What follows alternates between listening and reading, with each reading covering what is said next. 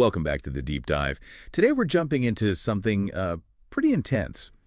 The source material on the running of the Muck. It's this annual event in Muck Hole. Right, and it's described as, well, staggeringly risky, an ancient tradition, but also lethal. And legally protected despite that lethality. That's the paradox, isn't it? We're talking a 50-mile slog through thick muck. Sometimes takes weeks. Weeks? Wow. Yeah, and the sources are clear. At least 10 participants, they call them muckers, are lost every year. Just gone, swallowed by it. But it's defended as a tradition. Exactly. A century-old cultural pillar, not, a recurring disaster. Okay. So our mission today, unpack this extreme danger, figure out the bizarre legal grounds, and try to understand what motivates, 10,000 people to sign up for this? 10,000 expected this year, yeah. Let's start with the danger itself, the mechanics of it. Right. It's not just about sinking slowly. The sources mention this horrific vacuum effect. Vacuum effect. Yeah. If you get stuck, like immobilized above the knees, the muck apparently creates this suction, pulls you right under. And then, as if that's not enough, you've got the local wildlife, predatory, man-eating, muck-sucking lungfish. Man-eating lungfish. Serious. Yes, what the sources claim. They apparently target struggling muckers. Okay, so clear dangers, deadly dangers. Yeah. How is this legally defended? You mentioned the town codes. Right. The town solicitor, Prack Gorglestorm, he confirmed it, said the run falls under a specific, well-documented exemption within our municipal code. An exemption. And he basically says tradition trumps general common sense. His words. Wow. Okay. And there's an overseer, Wheezy Munkles, who defends it too. Says it affirms the region's ability to withstand adversity, claims everyone knows the risks, the vacuum, the lungfish, all of it. But surely there's pushback. What about, rescue efforts? The sheriff? Oh, that's another twist. Sheriff Spurky Huffersback, he lamented this specific tradition. Muckers are forbidden from carrying artificial light. No flashlights. None. Once they're in the muck, no artificial light. He apparently said they could find stuck people easily with a simple flashlight at dusk. But they can't use one. Nope. So rescues often get delayed until morning or until, the rising slow water washes bodies out. Grim.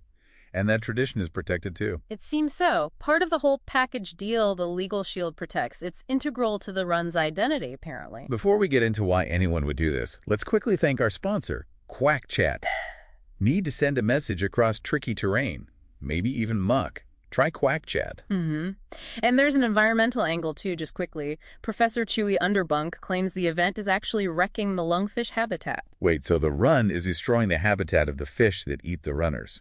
Kind of a bizarre feedback loop, isn't it? A lethal tradition potentially undermining its own main natural threat. Which just makes the motivation even stranger. It really shifts focus to the muckers themselves. This isn't a race, is it? Sounds more like a war of attrition. Exactly, and their strategies reflect that. There's this quote from Lanky Jeebers. He said, "You're not running on the muck, you are running with the muck." Running with it. Philosophical. Very. And another mucker, Jink Frickers, emphasized mental prep, said once the muck's above your knees, you have to mentally embrace the vacuum effect. Start crawling. Embrace the vacuum. Yeah. And Arnold Pittles had advice on pacing.